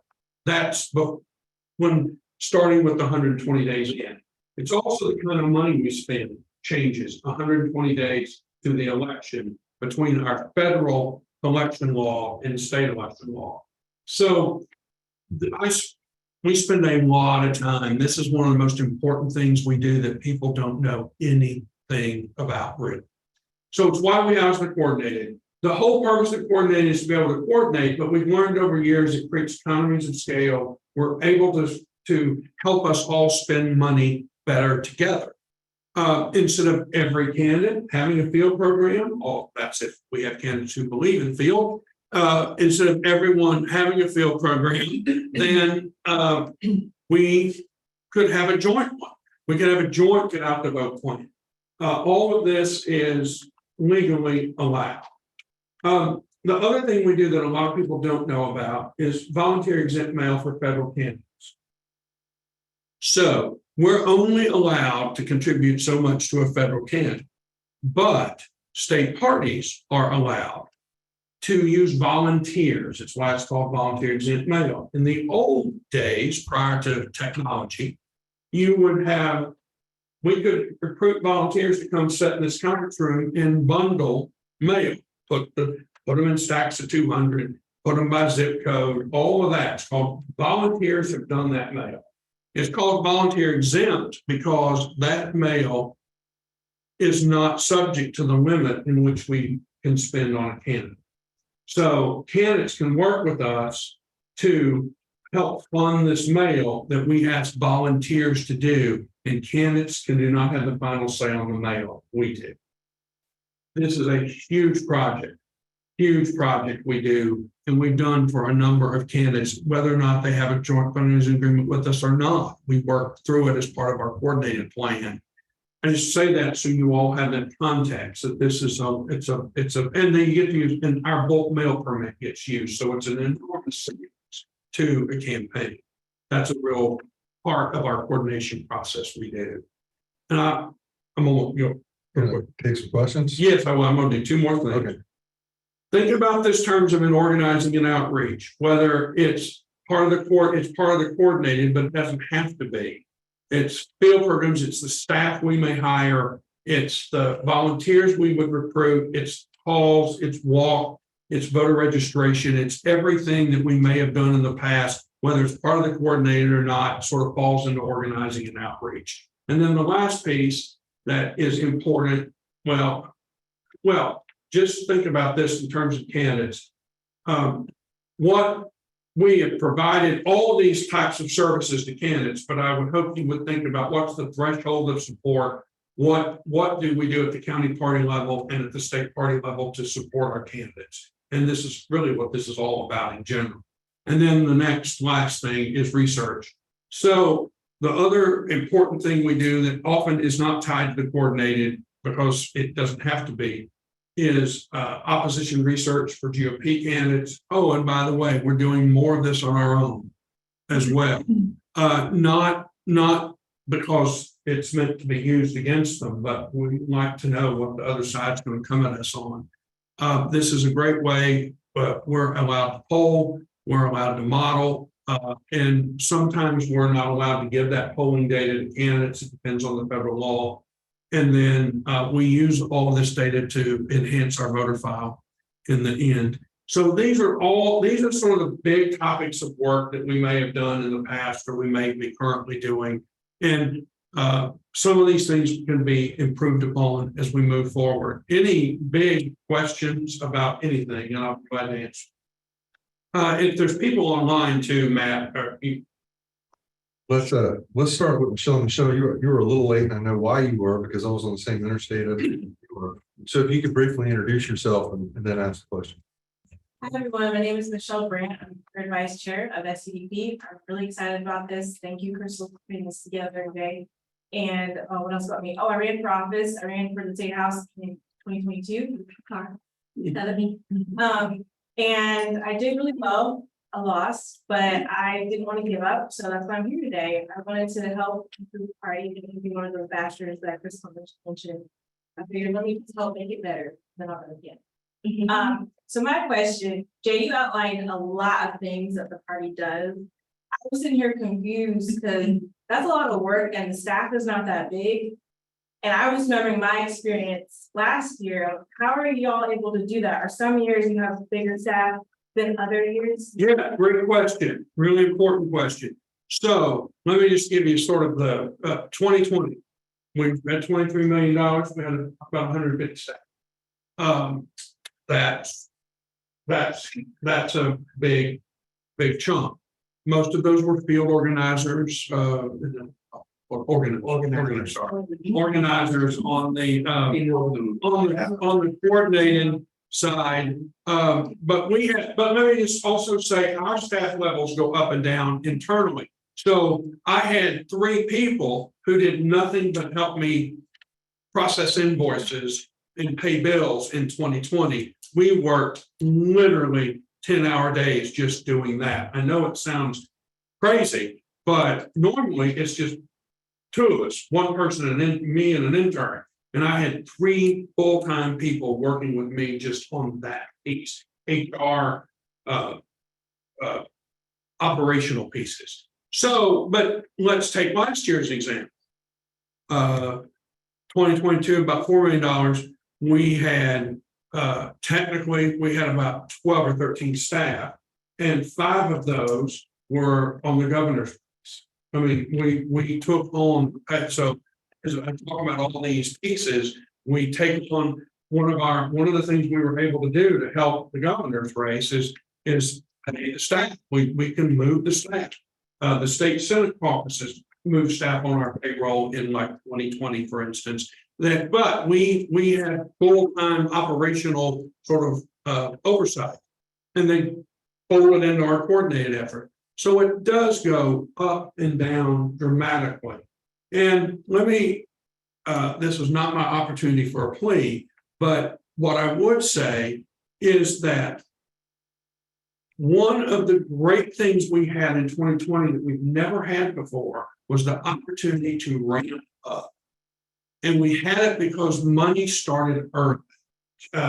Started, when I say money, our agreement with the Harrison campaign was money started moving in March. So we were able to have a plan and onboard people and move them along the way. Now, there was a point where we accelerated that process, but most of the time, that's the only time in 20 years I've been able to onboard sort of at a what I would call a reasonable rate. So that's how that's done. And I know we've got at least one question online. But I want to point out, I know I don't want to be a broken record. The fact that there was a difference between 20, that's you were there for both cycles, but you have nothing to do with it. You have to make do with what you have. Yeah, you did. This is important to this group. Very important. In you have to factor primaries into this. So in 2010, we had 5 candidates running for governor. And we met with all 5 candidates a year. I mean, the minute they all sort of got in, it wasn't a year in advance, but it was as though you got in. And we said to them, here's our plan. And most of them, they were great. In fact, we went all around the state, did fundraisers together, and we did debates. We did all this sort of work because all 5 agreed and got on board. Now, in different ways, they weren't all happy. I mean, believe me, they weren't all happy. But they were, but it was a concerted effort because we knew there was a fight. We primarily knew who was going to win. So you fast forward that. And again, this last year, we had no discussion with the top of the ticket candidates before the primary. So we had some. I'm not saying we had no discussion, but we weren't able to talk about a plan until after the primary was over. So factor that into this too.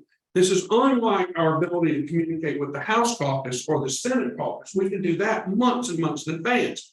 But these individual candidates who may not win a primary until the 3rd week of June, we're oftentimes starting a conversation at the end of June or 1st of July, and days are ticking down. So just think about it structurally. It's not an indictment on anyone, it's just a structural impediment. Jaleesa, did we have any questions on Zoom? We don't have any current ones, but someone on Zoom may want to ask now that we're opening up the floor. Any questions, folks?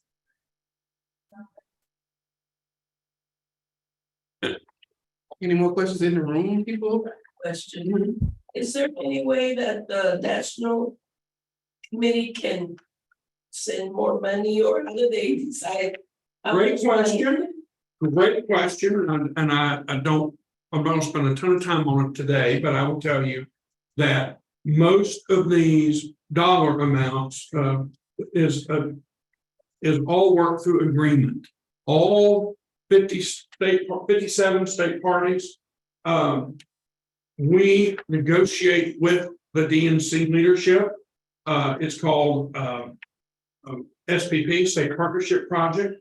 The DNC has increased that dollar amount over the years. These funds didn't even start till Howard Dean was chair in 2005. So since then, it's improved. What the DNC does is they have grant programs. They also, as an election cycle goes, they will invest in programs and they'll invest in states. But the base level is an agreement that will not change and does not change. And we're very happy that it is there. But it's sort of a negotiated, coordinated project process too. And that's typically how that. And does the state monies, is there a certain amount that goes out to each county, or? No, that's a great question. I didn't talk about it. No, now in 2020, we sent several $100,000 out to county parties. In 2022, it was almost zero. In terms of direct, like money, like here's a check. It's because the money wasn't there.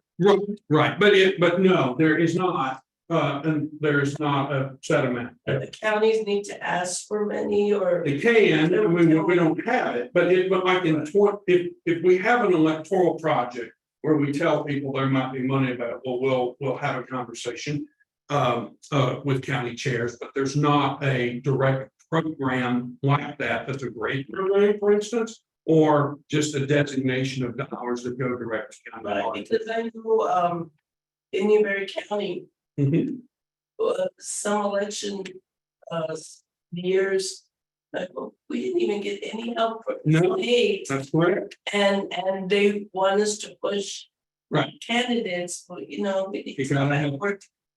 Right, even materials. Exactly. Yes. Of course, I mean, big picture wise, outside money, whether it comes from the DNC or the, DCCC or the DSCC, and they care about, do we have important races? Right. And again, we're a broken record. We're walking into a year where we have races that nobody nationally cares about. Perhaps, or maybe we'll have a congressional district, but we're in a situation where we have to fend for ourselves. Well, and that's the thing too, that we also have to, and I'm glad Lachlan brought that up, that these national committees that have lots of money, they see through the lens of win or lose, right? Not from our perspective, right? Like, oh, we did this, we can do it. It's the most. And they're looking at numbers raw, like, they got their baseline numbers, and if you fall below those numbers, there's not gonna be an investment. So that makes it a lot more difficult when you don't have that. I want to point out that we're about 10 till 5. This is fine. I think we have one more question from Chris King. Yeah, while we're level setting in terms of structure. Yeah. You started to get to it a little bit, but just sort of lay the foundation of what is the relationship between our county parties and the state party, just generally. Well, legally, there's subunits of the state party. So the federal, just so everybody knows, federal election law holds us responsible for anything a county party might do or might not do in context of federal election law. We obviously, they exist in two ways. They exist because state law created them, but they make them a subunit of the county, of the state party. So the relationship is that of any family. The relationship is the county parties want things, right? And we won't give them things, but it's so we try to think of in terms of what services we provide and what direction we can provide. So like, here's a phone script, here's a walk script. We don't have money for staff, but here are these things that are out there if you will help us get volunteers. So some of our county parties do fabulous work. Some of them, I mean, they really do great work. Some of them, we do good to get them to meet. We do good to get them to participate. And of course, some of those counties are really Democratic. And some of those counties are not.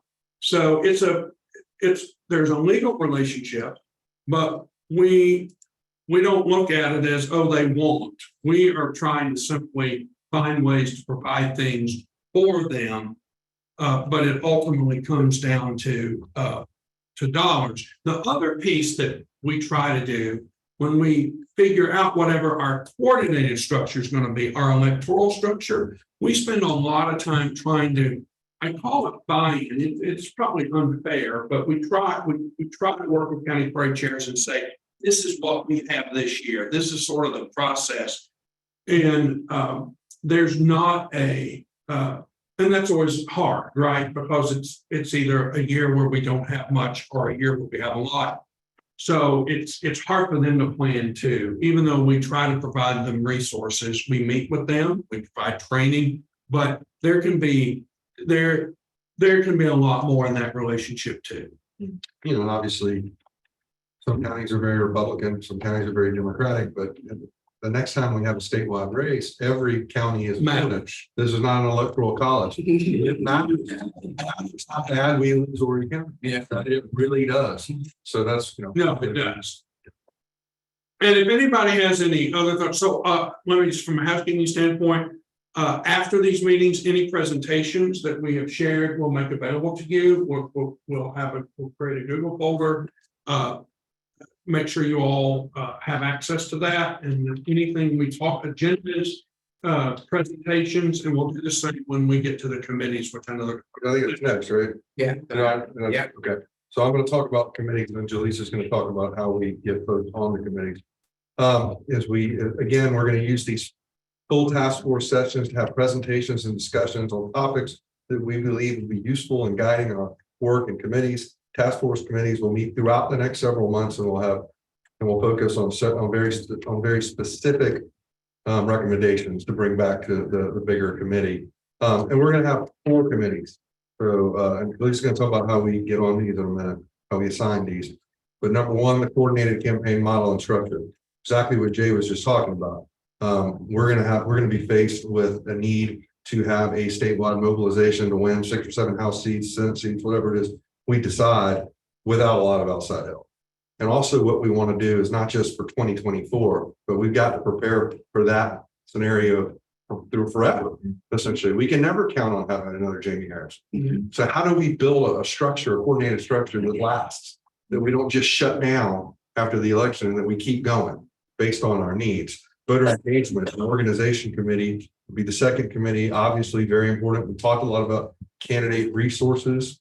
That would be the third committee. And the fourth committee is data and targeting. And data and targeting can't be as important as it can possibly be this next election, when we're going to pick and choose you know, where we can win and where we can pick up a seat in Greenwood, for instance, where we can pick up a seat in Clarendon, where we can pick up a seat. Would you repeat them again? Sure, all four again. Coordinated campaign, model and structure. 2, voter engagement and organizing. 3, candidate resources. 4, data and targeting. Right. And I think Jaleesa is going to walk through how we're going to go about putting these together. Thank you, Lachlan. So as Lachlan kind of laid out each committee, we're going to ask each member of the task force to serve on one committee. So each committee will also have a staff person dedicated to kind of help with talking points or readouts or take minutes for each of the committees. Lachlan and I will also appoint committee chairs for each committee. And then next week, we will send out an email, which will have a Google form. And we're going to ask you all to kind of pick the committees that you want to serve on. We will do our best to try to make sure we accommodate everybody to get them on the committees that they want. But just know we're trying to make sure that we add folks with kind of experience and expertise to each committee so they can contribute in a meaningful way. So yes, in next task force meeting, we will announce committee assignments as well as chairs. Any questions about the committees? Are you gonna assign them or are we gonna? You're gonna get a Google, go ahead. So you'll get a Google form sent the next week. Yep, next week. And you'll be asked to tell us what you'd like to be. And then we'll figure it out after that. And the vice chair will also serve on the committees of their choice. I think they already got a general idea of where they want to serve. Go ahead, Mark. All right, I think we're going to talk about the next meeting. Are we ready for that? Where's communication and messaging following? It'll be under voter engagement. Yeah. You just couldn't spread it too thin. I have a question about the members of the task force. Are we going to share the contact information? Yes. Okay, because I got a list of the members, but. Yeah, it's going to be in your Google folder. We'll send it to you, Jim. Very good. Thank you. And you get a description of each task force, so you know, like, this is where I'm to be. Or not, this is where I'm best served, not where you want to be. I want you to be where you need to be. See the data time.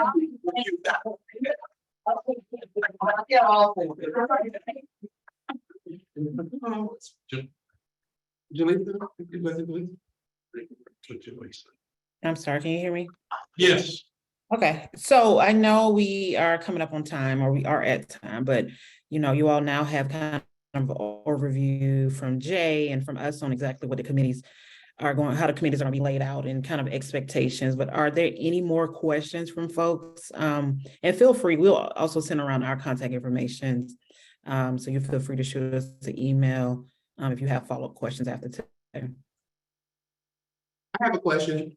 After Jay's big presentation of level setting and information, is everybody still on the committee? I just want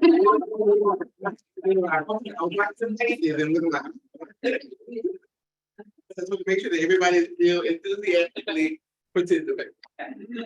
My secret, yeah. I'm still here.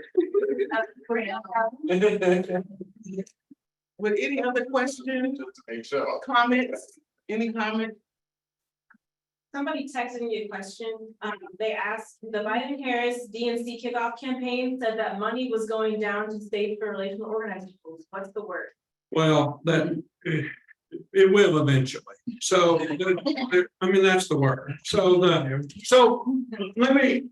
there is one other thing which I didn't bring up in terms of these joint fundraising agreements. We have one with the Biden-Harris campaign. Okay. It's a DNC negotiated. I know there's a primary, but we, you know, these joint fundraising agreements have going back to 2016 are hugely debated by primary candidates. But the fact is the Biden-Harris campaign is raising money. The money we will get, we don't know what that means yet, right? So some of that money, some of it stays with us. Some of it's used by the campaign in other places. So say that again. Well, some of it, this is really important. So think about this, the Biden-Harris campaign, any national campaign, the DNC, through a joint fundraising agreement. That's why we have these. We actually have one with the DNC. So the DNC can, I think the number, when you put all 50, now only the 50 state parties, the territories, I don't think can do this because of federal law.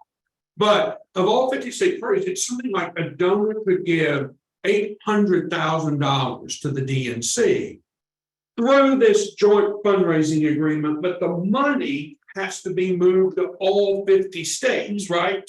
So there's a person that coordinates this process, and the money comes and the money goes, because we don't determine where the money goes. It's the agreement says the campaign, then the DNC will. So you may see on our books that we might get $1 million.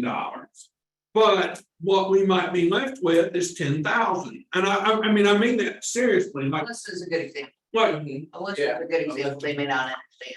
What now? Alyssa. Oh, sure. Okay, so that's a second. So the Biden process will be that. Then there's secondary things, like we have through our joint fundraising agreement with the DNC, which is how we get the money every month. We also have a rapid response director that is funded by the DNC and is only happening in the early states where there are Republican presidential primaries. So her job is very specific. It's paid for by the DNC. We'll have her through the primary next year, but her whole job is talking about the Republicans running. That is additional money we get from the DNC through an agreement that might be spent. But it's not going on this project. It's not going on this project. So the answer is some of that stuff's coming. I mean, it is gonna happen. There will be some additional too. But it's still just a little early, but it's coming. So that's the other part we have to dance through all of this, and trying to be completely open and honest with everybody is like this stuff changes almost daily. So it's a lot to do. Are we, Yeah, you're to the last part. all right, so we have set the next meeting for the task force for Sunday, August 27th at 3 p.m. We will provide additional information to be inclusive to the date. Please look out for an email next week about your committee assignments. First, thank you for your participation. If there is no additional business, 3 p.m. Just like today, but on the 27th. Yeah, if there is no additional business, then this meeting is adjourned. Get ready for real work next time. That's the March on Washington. And then also, it's don't you have the different. That's next year. Oh, I'm sorry. Yeah. So that is. I'm not. No, I'm not.